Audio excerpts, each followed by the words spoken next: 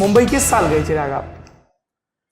भाई प्रिसाइसली तो अब मुझे मतलब मोटा माटी कब से जाना शुरू कर दिया इस अरमान के साथ कि हीरो देखिए 2000 में मैंने 12th किया तो मुझे लगता है 2002-3 के आसपास से आना जाना शुरू हो गया। तो जाते ही पता चला कि नहीं देखो ये भी इतने कोई हल्की चीज़ नहीं है, इसके लिए भी बहुत तैयारी करने की ज़रूरत है। तो 2-3 साल तक क्लासेस वगैरह, डिक्शन वगैरह किया आपने एक्टिंग की? भाई वहीं पे लोकल, कोई ऐसा नहीं कि मैं कोई NST गया या ये किशोर नमित और ये सब जो नहीं ऐसा कुछ नहीं किया मैंने। जो मुझे आसपास के जो एक पीयर ग्रुप वहाँ पे बन गया, वो लोग जहाँ जाते थे कि अरे आज लोखंड वाला में 3 महीने की क्लासेस हैं तो ये कोर्स कर लेते हैं, तो वहाँ पे ये 6 महीने का कोर्स आया वो कर लेते हैं, वैसे वैसे अपने हिसाब से करता रहा। डांस क्लासेस जाने की कोशिश की, कुछ नहीं हुआ वहाँ पे जाके। डिक्शन वगैरह ज़रूर मेरा इम्प्रूव हुआ, ये मैंने ज़रूर वहाँ से, जो कि पॉलिटिक्स में काम आया। अच्छा, फिर पहला ब्रेक कब मिला आपको कैमरे के सामने? पहला और आखिरी ब्रेक एक ही मिला मुझे, मिले ना मिले हम करके एक फिल्म बनाई गई थी और उसी में कंगना के ऑपोजिट मुझे लिया गया था। How was it?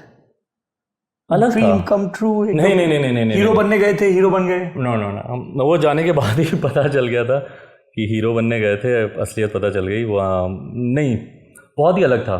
क्या तब पता क्या, तब मेरा परिचय सही चिराग से भी हुआ कि मैं खुद क्या करना चाहता हूँ। मेरे लिए मैंने माना है, और पापा तो खैर हमेशा बोलते हैं जो होता है अच्छे के लिए होता है, और मैं भी इस बात को मानता हूँ कि अगर आप कनेक्टिंग द डॉट्स देखेंगे ना, इतिहास की कोई ऐसी घटना नहीं हुई होगी आपकी ज़िंदगी में बड़ी जिसका कोई कारण ना हुआ हो। बिना कारण के ज़िंदगी में कभी किसी की भी, आप भाई अपनी भी ज़िंदगी अगर आप देखेंगे, कनेक्टिंग द डॉट्स आप करेंगे, भले उस वक्त आपको लगा होगा कि यार ये कितनी बड़ी गलती हो गई, अब मैंने ऐसा क्यों कर लिया, बट 2 साल 5 साल 10 साल 15 साल के बाद आपको पता चलेगा कि ये अगर उस दिन नहीं हुआ होता तो आज ये नहीं हो रहा होता।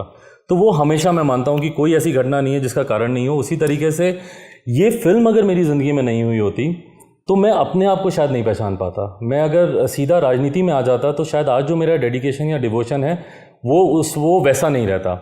वहाँ जाने के बाद मुझे पता चला कि नहीं, मैं तो बना ही नहीं हूँ। मुझे डायलॉग्स रटने में दिक्कत होती थी, मैं खुद ही इम्प्रोवाइज करके जैसे भाषण देता हूँ, अभी भी जैसे अब बोलता हूँ, आपको भी कई बार लगता होगा कि कोई जवाब छोटा दे दे, क्यों इतना लंबा बोले ही जा रहे हो। तो वहाँ पे मुझे लगता था मैं डायलॉग बोलने लगता, मैं बोलते ही जाता था, सामने वाले की भी सीन काट लेता था मैं, जिस सीन में नहीं भी बोलना होता था उसमें भी मैं बीच में इंटरफेयर कर देता था।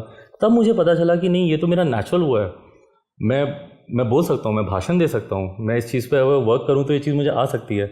तब धीरे धीरे मेरे को एहसास होने लगा कि नहीं, मैं रील नहीं रियल लाइफ के लिए बनाऊँ। 6 महीने फिल्म का इंतज़ार नहीं करना है, मुझे इंस्टेंट रिएक्शन चाहिए, तुरंत जनता के बीच जाकर वो डिफ्रेंशिएट करना मुझे आने लगा। और उसके बाद जब मैं राजनीति में आया तो फिर मैं लगन से आया। अगर आ जाता ना तो शायद मुझे लगता है कि अरे आना ही है इसलिए आ रहा हूँ, पर उस वक्त मैं चाह के आया, लगन के साथ आया। क्लैरिटी मिली आपको? क्लैरिटी मिली। And how was your co actress? Nice, very nice, very independent, clear with her thoughts.